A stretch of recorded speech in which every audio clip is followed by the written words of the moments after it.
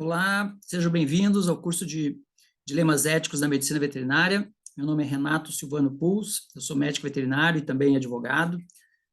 Por quase 20 anos ministrei aulas nos cursos de Medicina Veterinária, especialmente da disciplina de bem-estar, ética e bem-estar animal, disciplina de anestesiologia veterinária também, entre outras. E no direito penal, me especializei em direito penal, direito ambiental, ciências criminais, sempre estudando aí o crime de maus tratos.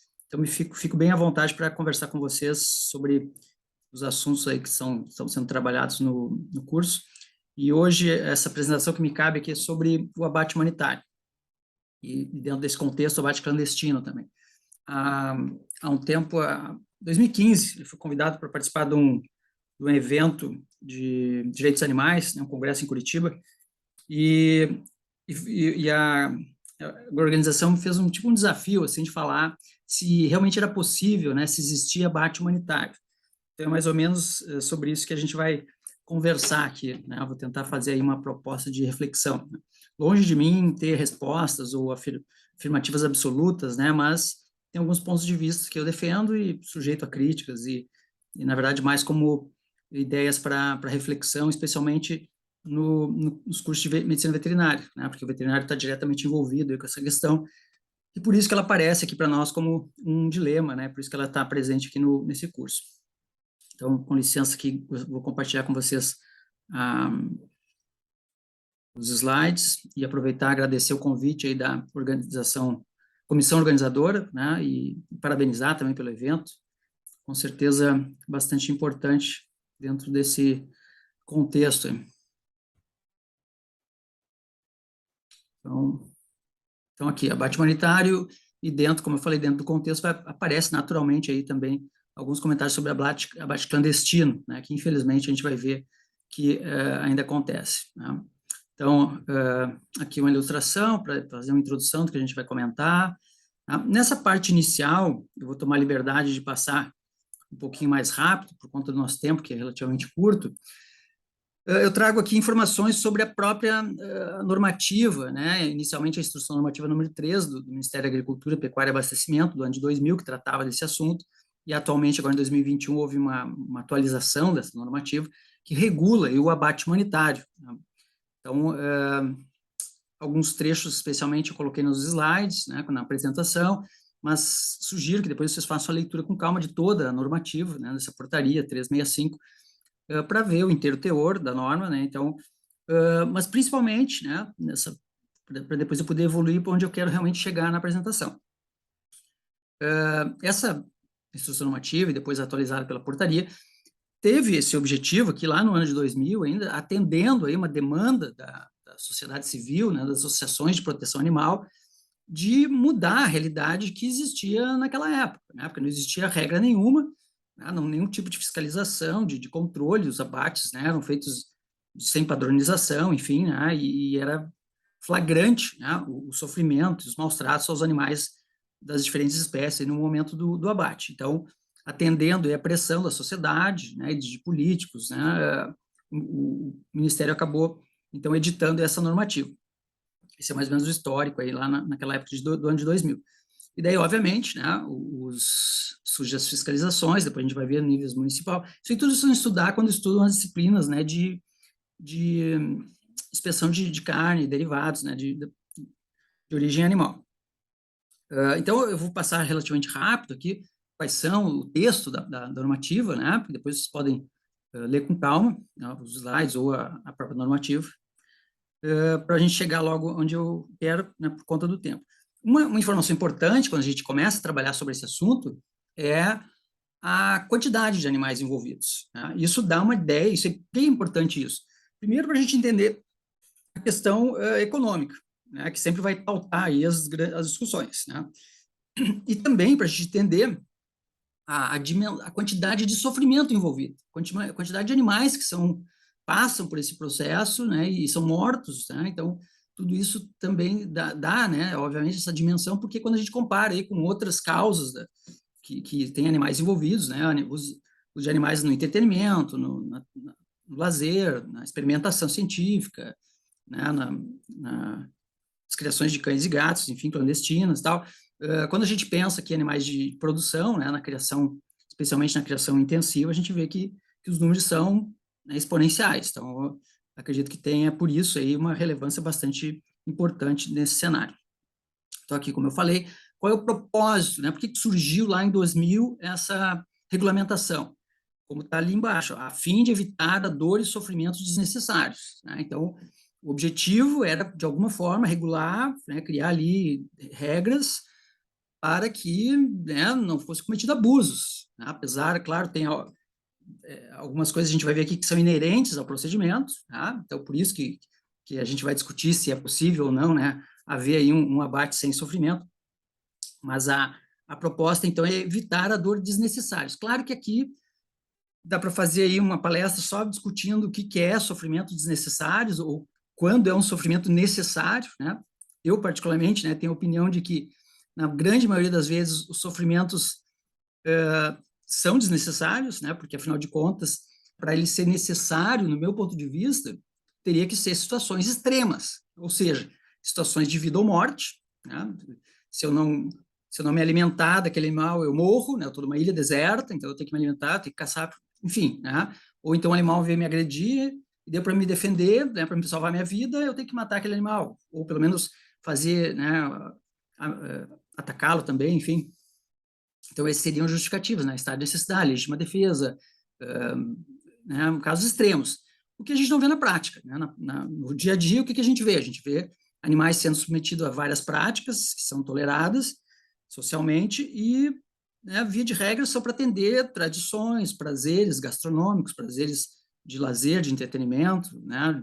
Ditos culturais, enfim, né? Essa é o meu ponto de vista. Acho que por isso que rende uma palestra só discutir aqui o que é sofrimento desnecessário, mas não é o nosso foco aqui. Tá? Vamos adiante. Então, aqui vocês podem fazer depois a leitura com calma, né? De trechos que eu selecionei aqui da normativa, né? Sempre faltando, o objetivo dela é minimizar o sofrimento, né? Ou evitar quando possível. Né? Essa é a ideia da norma. Né? Por curiosidade, então, né? Para quem, pessoal mais jovem, assim, eu, na minha turma de graduação, eu me formei bem antes de 2000, né? Então, a gente teve a oportunidade de... Eu matei essa aula, né? Mas teve gente que foi na aula do frigorífico, no abatedouro. Matadouro, na época, né? Não era nem abatedouro, era matadouro. E ainda era com a marreta. Tá? Então, lá em 2000, essa instrução normativa ela veio e proibiu o uso da marreta. Só que o que acontece? Infelizmente, né? Até trouxe ali uma notícia da internet, assim, e tem relatos de colegas que trabalham nessa área, de vez em quando se flagra aí o uso da marreta. Até porque, vocês vão ver depois que tem uma alta taxa de abate clandestino, né? E, obviamente, por conta de como os equipamentos que devem ser utilizados exigem um custo, né? Um custo elevado, inclusive, né? O abate clandestino, obviamente, é feito com marreta, né? E muitas vezes sem ela, né? O animal nem é atordoado, ele é morto com a sangria, né, acordado. Né? Então, infelizmente, a gente tem essa realidade, né? Mas, como a gente está tratando aqui basicamente da instrução normativa e se é possível ou não o abate humanitário dentro da norma, né? Aqui eu só estou trazendo casos que é o abate clandestino, que extrapola aí o que é legalizado. Só que lá na normativa também tem a previsão dos métodos que devem ser utilizados, né? Então, vocês também vão estudar isso aí quando fizerem a disciplina, provavelmente muitos aqui já fizeram, inclusive, a disciplina, né? Então já conhece aí os métodos de insensibilização ou dessensibilização. Ou seja, o que a instrução normativa fez a previsão lá no ano de 2000? Né? Para o animal ser submetido à morte, tá? E para evitar esse sofrimento do momento da morte, então ele tem que ser insensibilizado ou dessensibilizado imediatamente antes, né? Então ele vai sofrer ali seja um trauma craniano, um choque, né? Por método mecânico ou por eletronarcose, ele perde a consciência e daí passa para o próximo passo, que é a sangria, quando ele realmente é morto, né? Com exceção ali às vezes as aves, os suínos também, conforme o método, ele pode já ser morto no momento do choque, né? Mas via de regra ele perde a consciência e logo em seguida é feita a sangria, né? Com ele inconsciente. Então essa é a regra.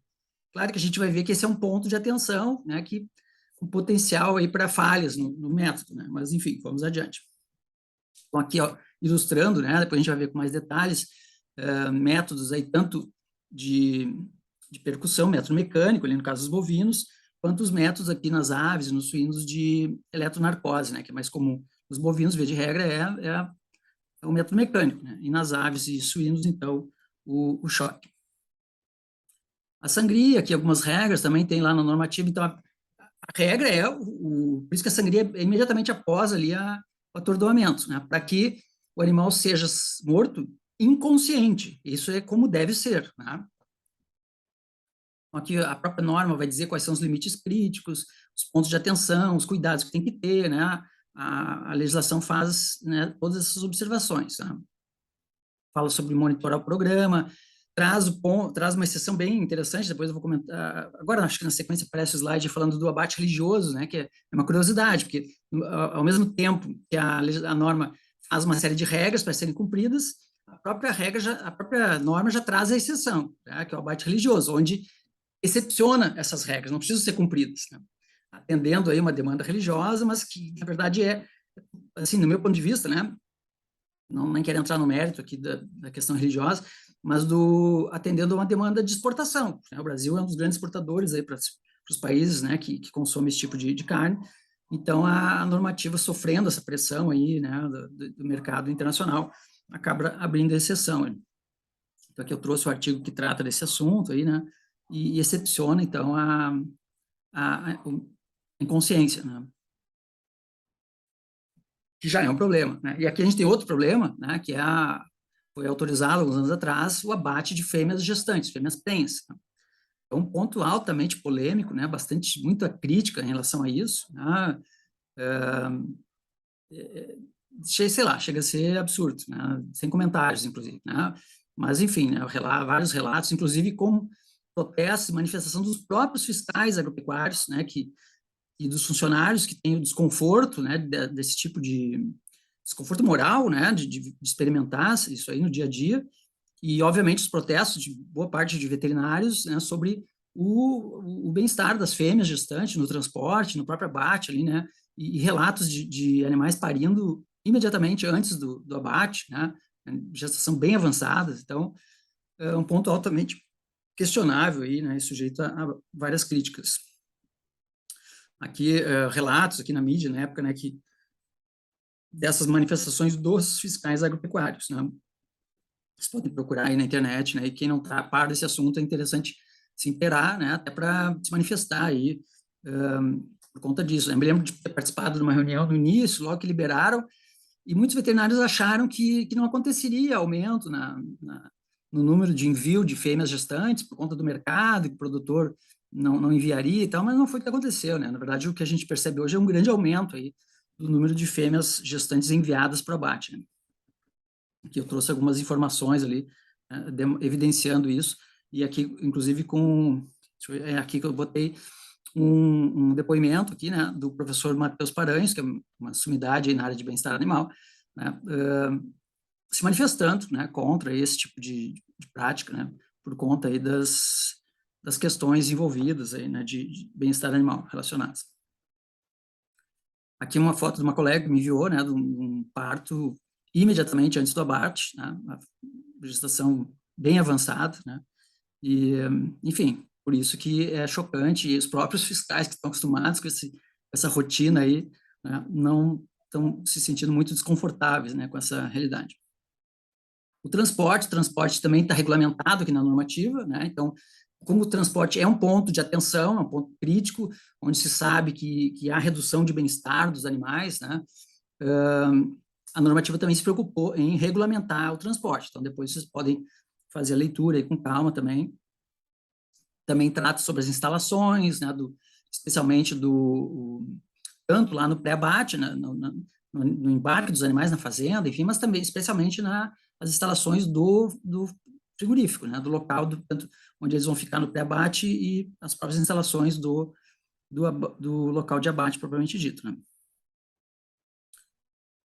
Trata do abate de emergência, né, quando tem alguns animais que vêm machucados, se traumatizam no transporte, enfim, né, ou vêm doentes e tal, também tem a normativa também faz essa previsão. Isso aqui tudo vocês vão aprender quando estudarem aí, né, essa parte de inspeção de alimentos de origem animal. A novidade, né, nessa portaria agora de 2021 foi incluir aqui a exigência de um responsável pelo bem-estar animal, né? Então, houve audiências públicas, né, para ser feita essa atualização da normativa. Então, algumas coisas foram acrescentadas, né, e uma delas foi esse responsável pelo bem-estar animal na unidade industrial. Claro que vai ter que ser uma pessoa capacitada, treinada, que conheça o comportamento animal, né, mas vamos ver como é que vai ser aí, né, futuramente, a autonomia desse profissional, né, o quanto ele vai, porque a gente sabe que os funcionários, né, sofrem pressão da empresa, né, por conta da velocidade da linha de abate. Tive colegas que pediram demissão das empresas por conta de problemas dessa ordem, né.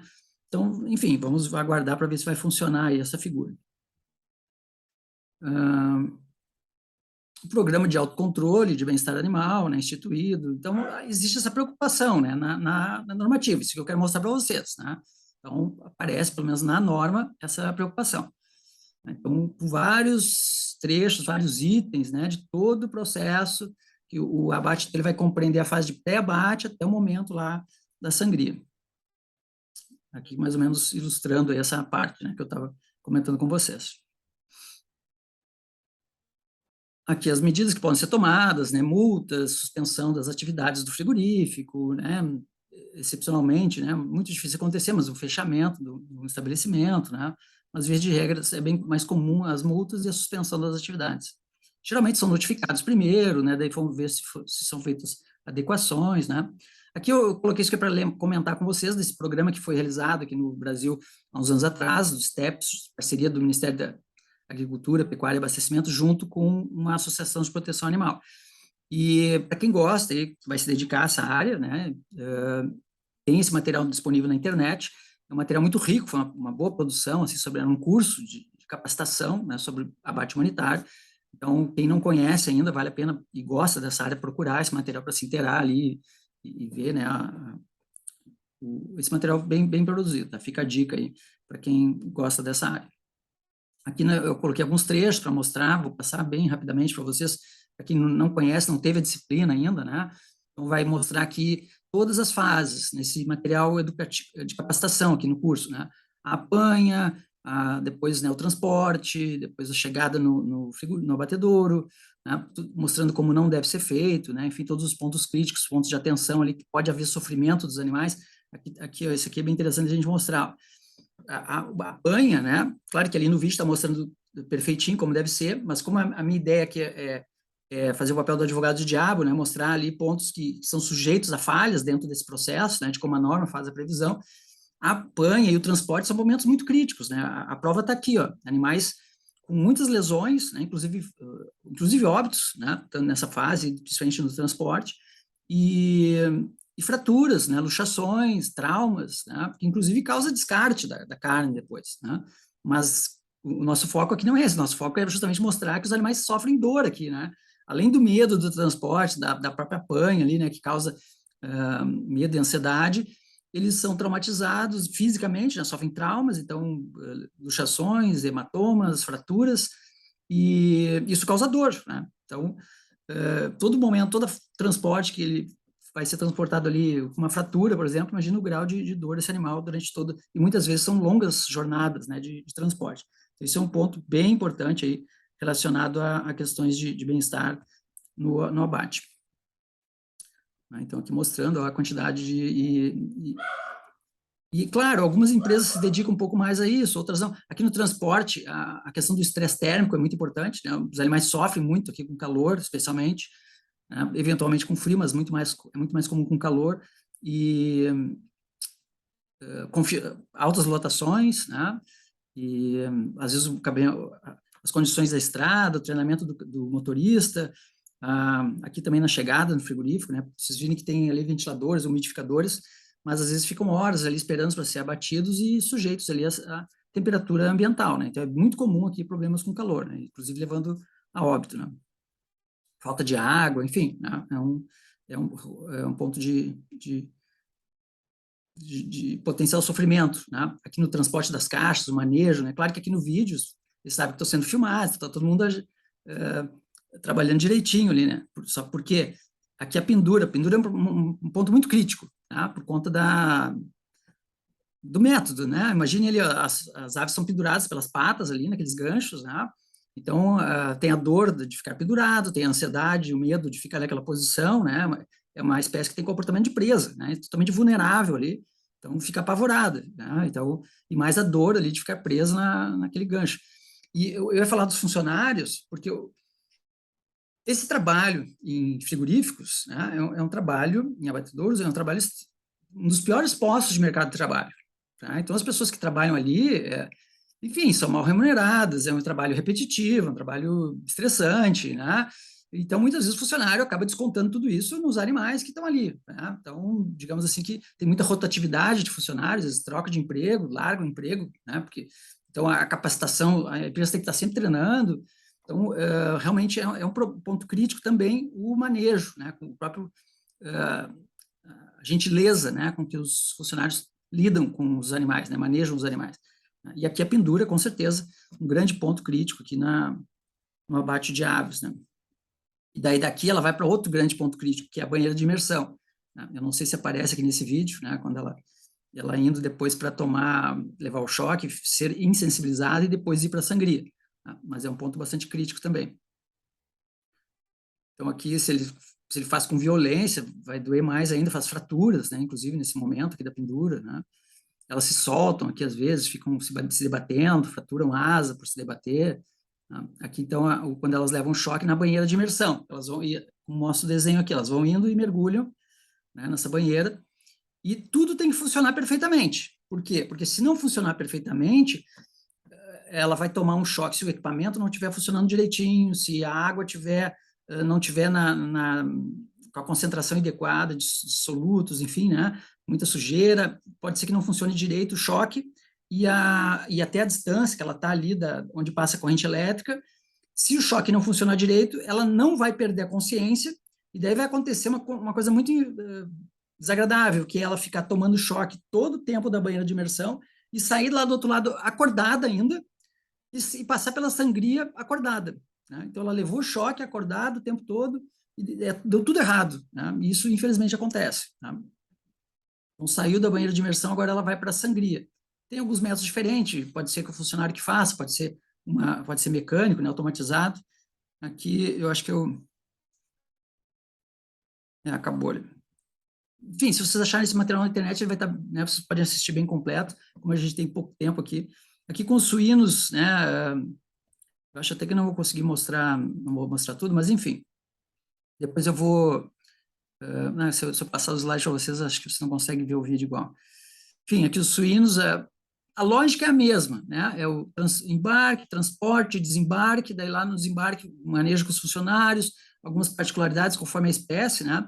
Mas sempre ali superlotação, daí os suínos têm a particularidade de brigarem, de se canibalizarem, né? Então, também sofrimento com estresse térmico, né? Tem vários pontos críticos aqui, né? E que, se não respeitados, assim, ao ponto eu até defendo que, mesmo que respeitados, tudo que tiver na normativa, os animais sofrem igual, né?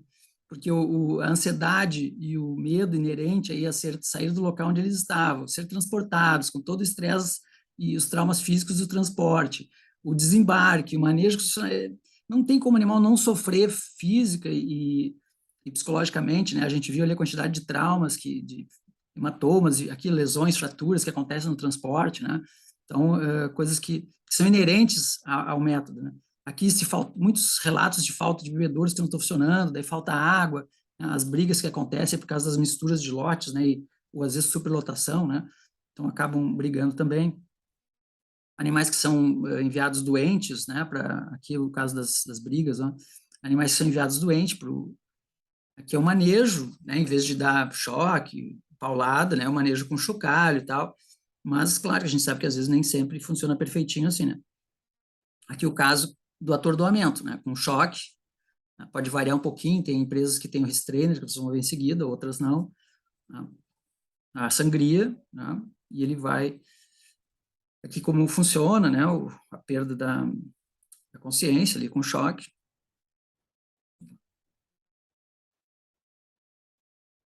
Aqui, claro que o animal sofre com esse momento ali, né? Dessa ameaça ali, né? E nesse método, especialmente, aqui o funcionário deixou entrar muitos suínos ao mesmo tempo, daí ele se atrapalha, né? Enfim, os animais veem o outro perder a consciência ali, né? Aqui o restrainer, né? Que é um outro sistema, que o suíno tem que entrar ali. Então, vocês imaginam o medo que ele vai sentir para entrar nesse local aqui que ele, né, enfim, é desconhecido para ele, ele é obrigado, porque, enfim, é uma fila que está andando, né? Ele tem que ir para frente, né? E onde ele vai perder a consciência ali na frente. Ó. Então, apesar da perda de consciência aqui nesse momento, antes da sangria, ele teve toda essa ansiedade, né, e aquele manejo pré, né, esse atordoamento aí. Então, esse restrainer ali tem umas barras em cima, locais que não tem, às vezes os suínos saltam dali, né, e caem para fora dessa esteira, né, então isso também acontece, já vi relatos nesse sentido. Ó, tem essas barras de ferro aqui em cima justamente para eles não pularem, mas às vezes tem instalações que não tem, né? Varia muito, né, do nível de instalação de cada frigorífico, né, conforme os recursos aí da empresa. Aqui os suínos, desculpa, os bovinos, né, relativamente, como eu falei, a lógica é a mesma, estão sendo embarcados, né, então tem eles se traumatizam muito na região lombar, né, por conta do embarque e desembarque, né, além de fraturas, de quedas, né, no transporte, calor, como eu já falei, né, falta d'água, depende do tamanho da jornada, né, na estrada. Aqui o manejo, né, que deve ser com bandeiras, mas a gente sabe que nem sempre tem muita gritaria, né, enfim, choque, pauladas, né, mas aqui é um curso de capacitação, então ele está mostrando como deve ser o ideal, né, como deve ser os corredores, tudo isso que eles vão aprender lá quando estudarem a disciplina. Obviamente, o que eu demonstro e falo aqui né, nessa apresentação? Os animais, por mais perfeito que seja aqui, por exemplo, eles estão sofrendo ameaça aqui de um ambiente estranho. Né? Então, não tem como evitar, né, que a gente até vezes até minimize o sofrimento, né? Mas vai haver, né, esse sofrimento emocional, especialmente aqui, né? Aqui, inclusive, no momento que ele tem que entrar no box de atordoamento, muitos animais relutam, né? E daí, às vezes, porque eles têm que entrar ali naquele espaço, né, que é completamente estranho para eles. Então, muitos animais vão relutar, vão cair, daí o outro vem por cima, né? Tem vários testemunhos, né, nesse sentido aqui. Aqui a água é importante, mas às vezes pode faltar água, eles ficarem durante muito tempo nesse pré-abate, né, e extrapolar a normativa regula um tempo, mas às vezes ficam muito tempo, né, em jejum, sem água, no sol, né, às vezes com animais de grupos diferentes, um aspado, outro não, daí brigam, se machucam, né? Então, isso tudo são pontos críticos, né, que podem, que vão, né, causar aí sofrimento nos animais.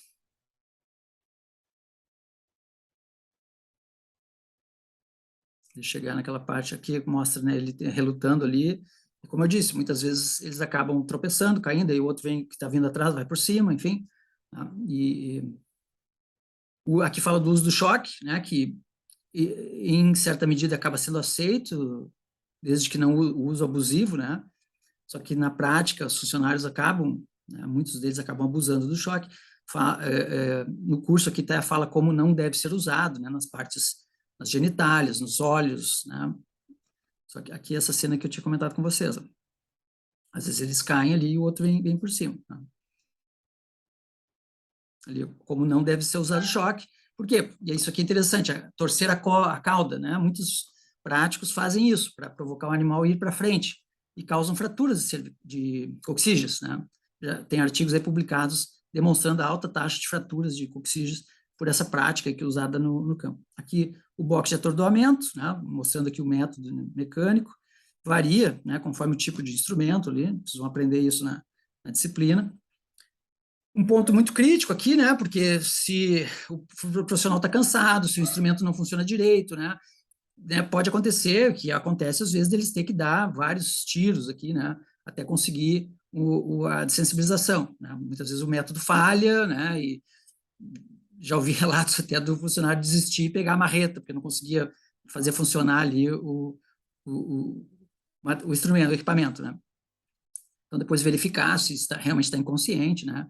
Para fazer a sangria. Muitos relatos aqui também, né? Vocês vão ver algumas publicações que eu coloquei ali, as referências de pesquisas que demonstram falhas aqui nesse processo de sensibilização. Né? Então, um ponto bastante crítico aqui do método. Então, visto essa introdução, que durou bastante tempo aqui, né, sobre como deveria ser o método previsto na normativa, né? Então, agora, a pergunta para nós é possível realizar esse abate dito humanitário, né, sem falhas, né, ou que efetivamente seja humanitário, né? Então, a questão é essa. Primeiro, a gente tem dificuldades táticas, né, que várias coisas eu já falei aqui, né, para vocês, estão todas listadas aqui nesse slide. Eu acho que eu só não comentei aquele primeiro tópico ali que fala dessa ideia que os funcionários têm, né, quando a gente observa eles praticando alguma falta de gentileza, digamos assim, um manejo muito bruto, violento, eles se defendem e dizem assim, mas ele vai morrer mesmo, né? Isso é uma cultura que está impregnada nesse tipo de funcionário, né? Apesar do treinamento e tal. Então, isso é difícil de combater, né? Apesar das capacitações e tal, permeia, né, esse cenário ali. Várias outras coisas eu já falei para vocês. Ali embaixo, o problema das certificações, né? Tem algumas empresas que têm certificação, mas a gente sabe, infelizmente, né? O Brasil é um país que tem corrupção, que tem problemas nessas áreas aí, então ninguém está livre aí de ter. E além do que não há uma padronização nessas certificações. Então, é um ponto de atenção também, né? Que pode gerar falhas aí, essas certificações.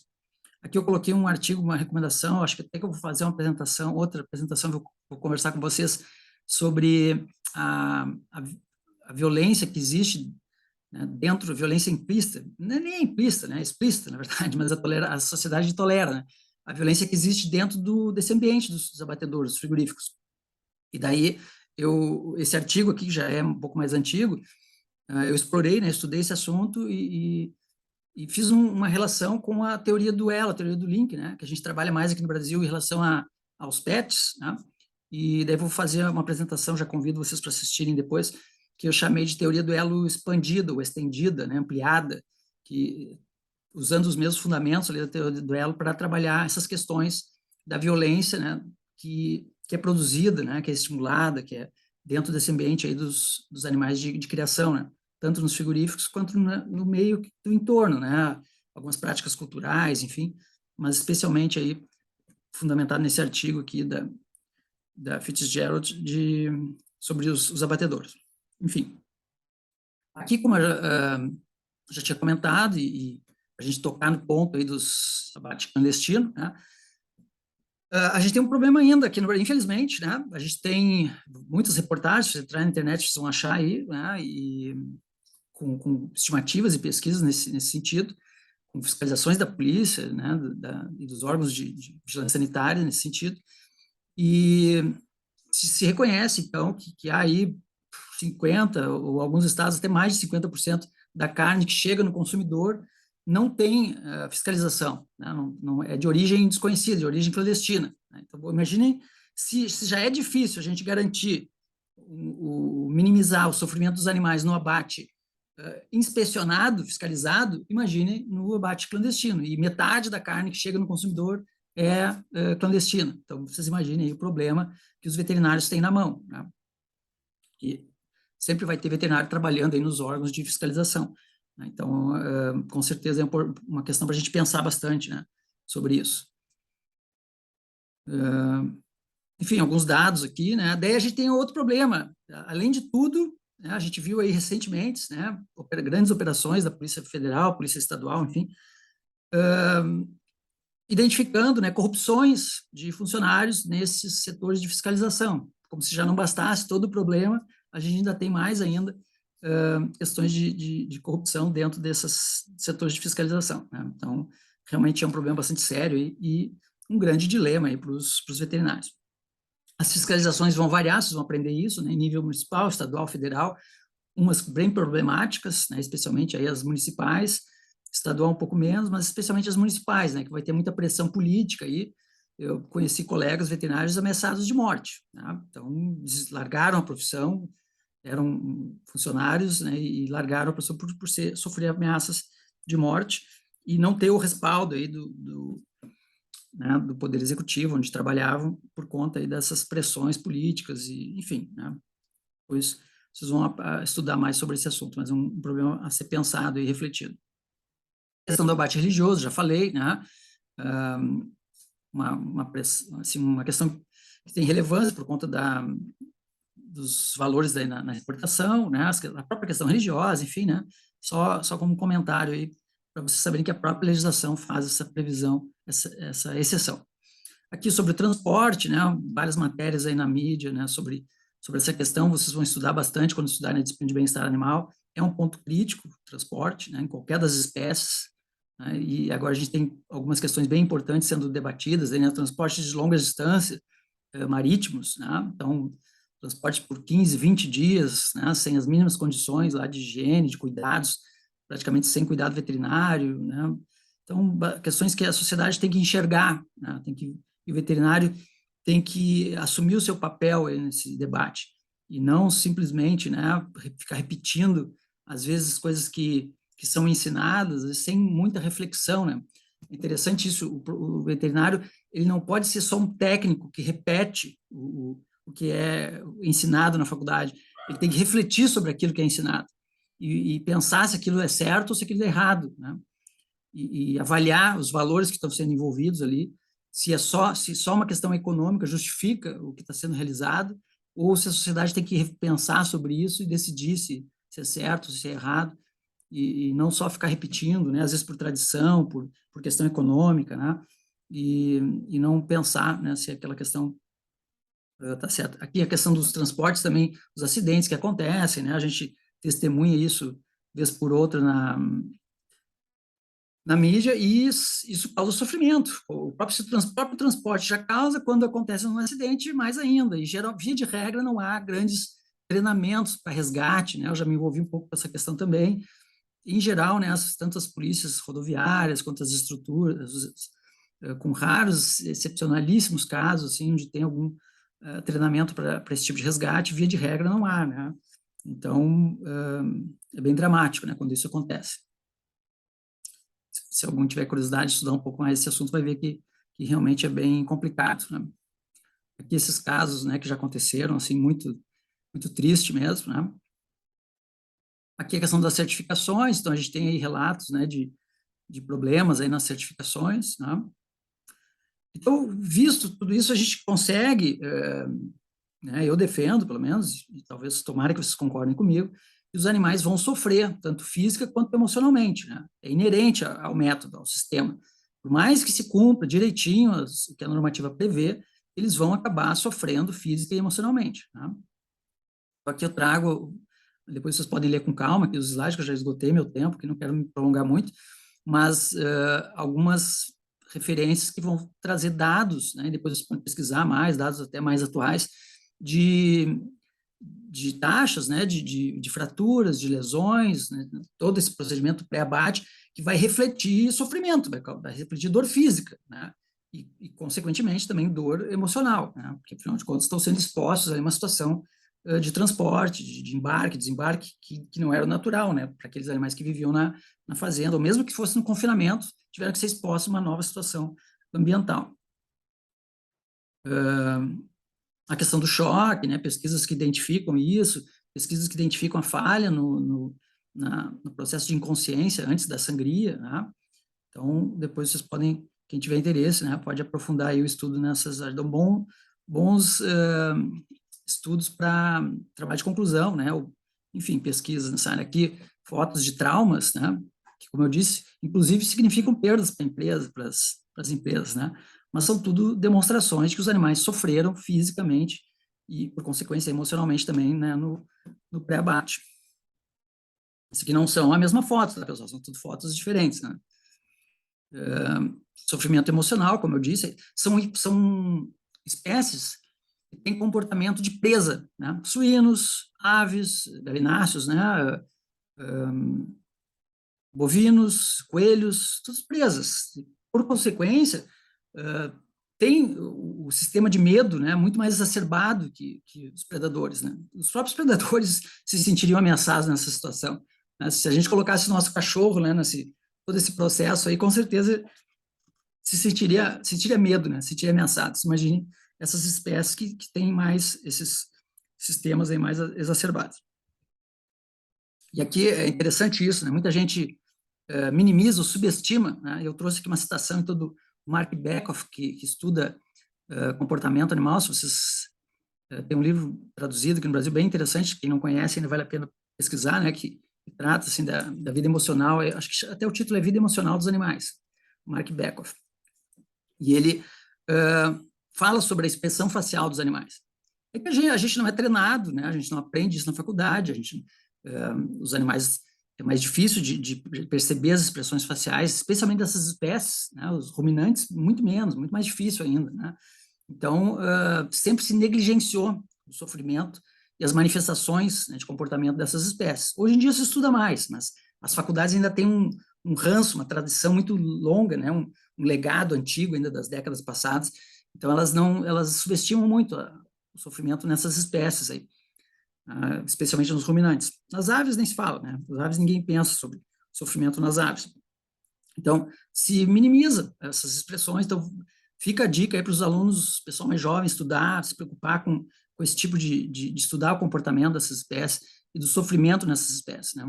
A própria anestesia, né? Eu sou professor de anestesia, durante muitas décadas o anestesista negligenciou a dor, né, nos ruminantes, especialmente nas aves, né, e essas espécies, por considerá-las mais resistentes à dor, né? Isso é uma grande bobagem, né, que se ensinou durante muito tempo nas faculdades, né? Só recentemente, né, a gente tem escrito e se esforçado aí para tratar a dor nesses animais. Só que essa herança ficou, né, e no campo, na prática, por questões às vezes de custo, de praticidade, o pessoal acaba negligenciando isso. E o leigo lá, então, não se fala, né? Se o próprio veterinário já negligencia, imagina o leigo, né? Nem se fala. O leigo, né, trata como se realmente fosse uma coisa, né? Essa é a grande realidade. Aqui estão exemplos aí, né, desse manejo pré-abate. Aqui só para ilustrar, né, as taxas de lotação, os animais se amontoando, é bem comum isso, né? É bem comum, que demonstra aí esse medo deles, né, de se afastar do funcionário, né, de não querer ir para a linha de atordoamento ali, de ficar aglomerado. Tudo isso são reações de medo, né? E aqui, para comprovar tudo isso que eu estou falando, para não dizer que é tudo invenção da minha cabeça, né, as pesquisas que se faz para medir cortisol, que é o hormônio do estresse, né, vocês já aprenderam isso aí em fisiologia, não deixam a gente mentir, né, sozinho. Os valores de cortisol são bastante aumentados aí nesse manejo pré-abate, né? Então, isso, os estudos aí, depois vocês podem ler com calma, que confirmam essa afirmativa, né?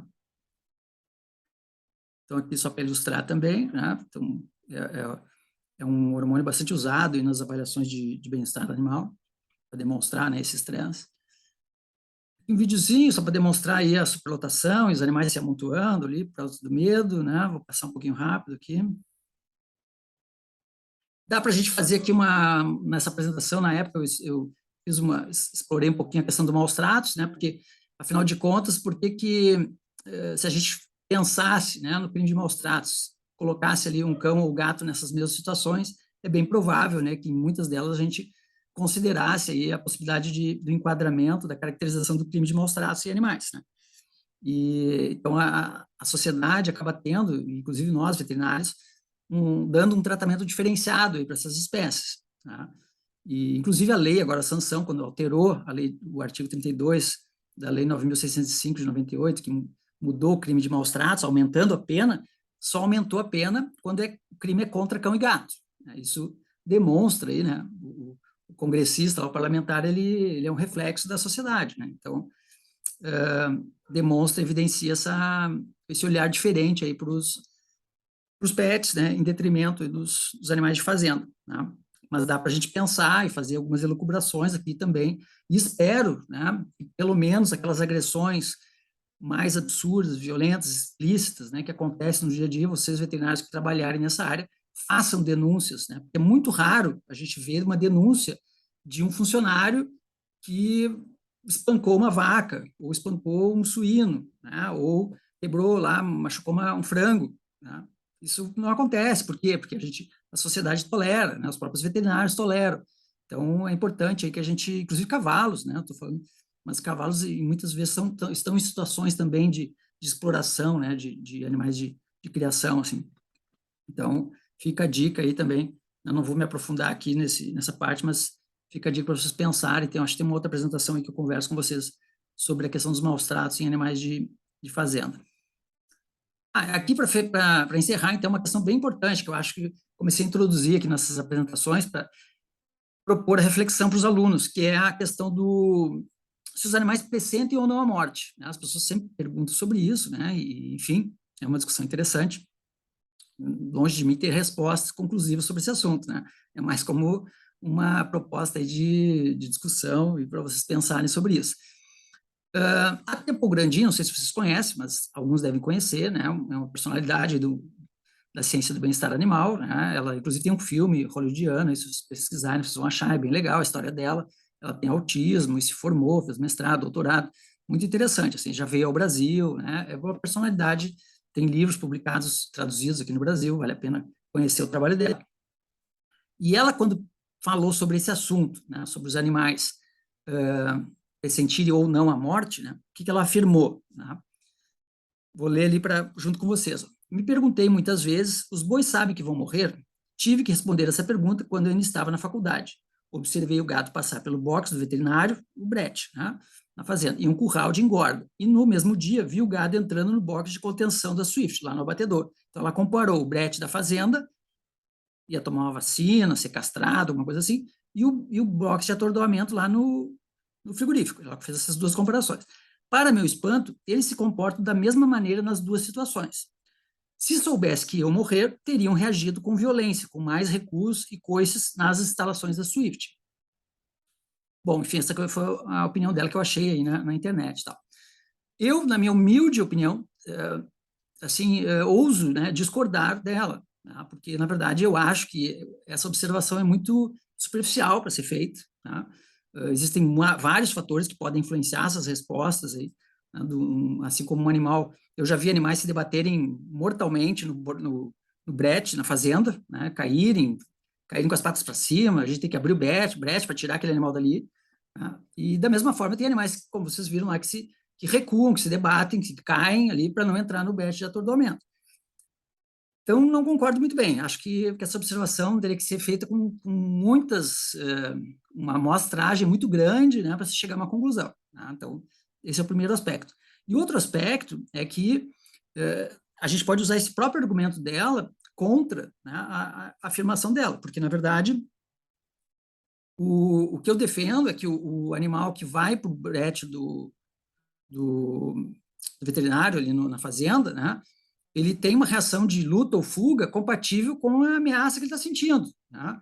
Então, pode ser que ele imagine, mesmo que nem ela disse ali, né, no box, se no box do veterinário ele teve uma reação maior do que lá no box do atordoamento, é porque ali o que eu acho que acontece na cabeça deles? Eles sentem uma ameaça. Né? Eles não têm a abstração da morte que a gente tem. Né? Então, eles sentem ameaçados. Né? A integridade física deles e o instinto de vida, a pulsão de vida, né? Como diria o Freud, assim, né? Vai fazer com que eles reajam. Então, por isso que, eventualmente, um animal no box do atordoamento, ou uma galinha, quando a gente vai pegá-la, ou um suíno, né? Eu já fiz pesquisa na faculdade com suíno, assim, e quando tu pega o suíno, ele parece que vai ser morto. Na cabeça dele, ele acha que vão matar ele, né? E tu está só pegando ele para levar para outro lugar, por exemplo. Então, não acho que dê para fazer esse paralelo, né, para chegar a essa conclusão, porque o animal ele vai sentir a ameaça, ele não tem abstração da morte. Então, se a gente pergunta, como ela faz a afirmação, você acha que ele vai morrer? Não dá para... É difícil responder essa pergunta, por quê? Porque ele não tem essa concepção da morte que a gente tem, né, essa abstração, esse conceito abstrato da morte. Mas eu acho, depois eu já vou explicar para vocês aqui, que ele é capaz de sentir uma ameaça muito grande, que ameaça o instinto de vida deles. Tá? Então, eu vou passar aqui para o próximo slide para vocês entenderem o que eu estou dizendo. Tá? Então, na verdade, deixa eu ver se eu consigo tirar aqui. O que eu defendo aqui? Ó. Quando a gente estuda esses dois feromônios aqui, putrescina e cadaverina, tá? Que um animal morto, o cadáver, começa a produzir, e a gente estuda e vê que no processo evolutivo, as espécies, né, o homem perdeu essa capacidade, mas as outras espécies ainda têm a capacidade de reconhecer esses feromônios. E isso vai ser útil, e foi útil no processo evolutivo, por isso que instintivamente, né, elas reconhecem esse hormônio. Então, o que acontece? Vou dar um exemplo prático. O predador, quando ele sente esse feromônio, ele é atraído por esse cadáver, né? Porque ele vai se alimentar desse cadáver. Por outro lado, a espécie que tem comportamento de presa, quando ela sente esse feromônio, o instinto dela, né, o código genético, a memória genética dela vai fazer com que ela se afaste desse cadáver. Por quê? Porque ela sabe que lá aquele cadáver vai atrair predadores, né? Então a tendência é ela se afastar. Então, que conclusão eu chego, né? Entendendo esse mecanismo, né? Que faz parte do processo evolutivo das presas e predadores, né? Uma espécie que tem comportamento de presa, né? Ela sentindo esse feromônio, ela sabe que ela não deve se aproximar daquele local. Então, se eu tenho um abatedouro, onde tem, além do feromônio, tem o cheiro de sangue, né? Porque os animais estão ali, já estão sentindo esse cheiro de sangue, além dos ruídos, dos sons, né, mugidos, né? E, enfim, sons você sabe que os animais se comunicam, né? Eles têm linguagem, né? Isso não é novidade para ninguém, né? Então, eles reconhecem que lá na frente tem uma grande ameaça. Obviamente que eles não têm abstração, como eu falei antes, do conceito morte, mas eles sabem, assim, instintivamente, que lá na frente tem uma grande ameaça. Provavelmente, né? Claro que não dá para a gente saber, né, como é que funciona na mente deles, mas que pode, né, ameaçar a vida deles. Né? Então, a tendência é eles quererem ir para o outro lado. Então, se eu forço eles a ir para aquele local, há um grande sofrimento, porque eles queriam estar indo para o outro lado. Né? Então, esse é meu raciocínio em termos, né, quando se faz essa discussão aí, se ele sabe ou não do reconhecer a morte, né? Até ali o nome, né, necrofobia, né, o medo desse cadáver, que, enfim, né, se vocês estudarem mais esse assunto, vocês vão reconhecer esse fenômeno que existe por conta desses feromônios, e a gente pode aplicar aqui essa ideia, né, em forçar os animais a irem, né, animais que são presos vai provocar esse pavor neles, né. Aqui algumas notícias aí sobre esses feromônios, enfim. Né? Acho bem interessante esse tópico.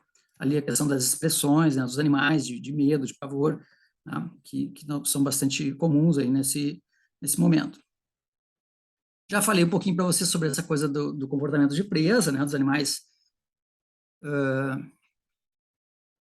historicamente, né, ser negligenciado o sofrimento deles, né, por considerar, vocês vão ouvir esse termo históricos também, alguma literatura usa esse termo, né. Algumas pessoas vão argumentar que eles não, como foi o argumento dela ali, porque eles não reagem tanto, né, no momento do abate ali. Tem vários fatores aqui que podem influenciar isso também, né? Os animais estão cansados, estão fadigados, tem um comportamento de grupo, né, que eles estão ali ameaçados, então aquilo ali pode também influenciar nas reações de fuga, porque se um não foge, eles ficam todos ali próximos, né, porque é uma maneira de proteção também. Na natureza eles fazem isso também. Então, teria que estudar bem a fundo, né, para entender esse comportamento deles ali imediatamente antes do abate, né, que poderiam levar eles a essa situação de apatia, aparente apatia, né, e não reação. E daí eu faço um paralelo, aproveito, eu também fiz essa elucubração, digamos assim. A gente tem casos na história, né, de humanos, seres humanos, né, homens e mulheres submetidos ali a situações que sabiam, e o homem sim, ele sabia, ele tinha consciência que ia ser morto ali na frente, né, por fuzilamento, ou câmara de gás, né, ou várias situações, e eles em grupo ficavam sem reação, né. Tem imagens na internet, né, do período do Holocausto, que as pessoas iam caminhando, entravam na vala e eram mortas por fuzilamento. E elas não saíam fugindo, correndo, simplesmente adotavam um comportamento de grupo, assim, iam indo, né, em direção. E tem relatos na internet, né, de sobreviventes dizendo que eu estava com meu pai na fila e a gente estava indo para dentro da câmara de gás, sabia que ali era perigoso, sabia que as pessoas morriam ali e ninguém reagia, ninguém fazia nada, simplesmente iam em direção à câmara de gás. Então, assim, se a gente não consegue esperar do ser humano uma reação de luta ou fuga nesse momento, né, que dizer que dos animais, né? Então, fazer argumentações muito simplórias assim sobre esse momento aí, acho que que são temerárias, né? Acho que merece muito mais estudos aí sobre comportamento para a gente conseguir chegar a algumas conclusões, né? Então, desconfie, né, de algumas afirmativas. Inclusive, quando a gente lê ali o Mark Bergson, vê, né, de ele falar sobre depressão nos animais, né? Então, a gente poderia até pensar ali em algumas explicações para esses comportamentos passivos, eventualmente, né? Porque muitos animais reagem, né? Mas às vezes alguns têm, e daí as pessoas vão usar esse comportamento passivo para afirmar que eles não estão sentindo medo, enfim, né? É isso que eu estou querendo argumentar aqui. Bom, enfim, conclusão, então finalmente terminamos. Espero que eu tenha conseguido atingir o objetivo, né, que era fazer essa provocação aí para saber se a gente consegue, enfim, um abate humanitário dentro de todo esse contexto, né, de pontos, de potenciais falhas ali. A gente tem grandes questões práticas aí, né, vocês viram que tornar aquilo ali, conseguir fazer todo esse manejo sem que o animal sofra, sem traumas físicos e medo e ansiedade é bastante difícil, né? Além disso, tem a questão, né, dos funcionários, do tratamento, né, que vai levar a questões de maus tratos explícitos mesmo, né, com intencionais, assim, e também é uma questão a ser considerada. Essa discussão que eu fiz, né, dos animais não reagirem à ameaça, né, tem que ser bem estudada ainda, né,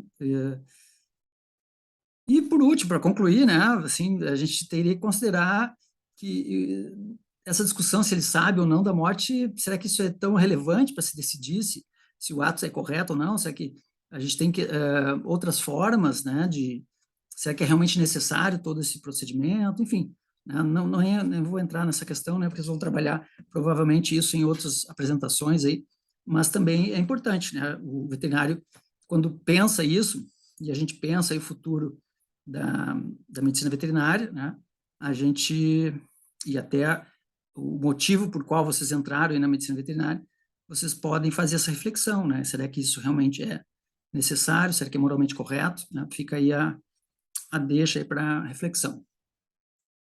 Muito obrigado, então, pela paciência de vocês. Deixa eu ver se eu consigo. Não estou conseguindo dizer aqui. Pela paciência de vocês, né? Passei um pouquinho do tempo. Espero que tenham gostado da apresentação. Espero que tenham um ótimo evento, né? Um curso que gostem todas as várias opções de apresentações aí no curso. Tenho um desejo aí, um ótimo curso para vocês e nos encontramos numa próxima apresentação. Grande abraço.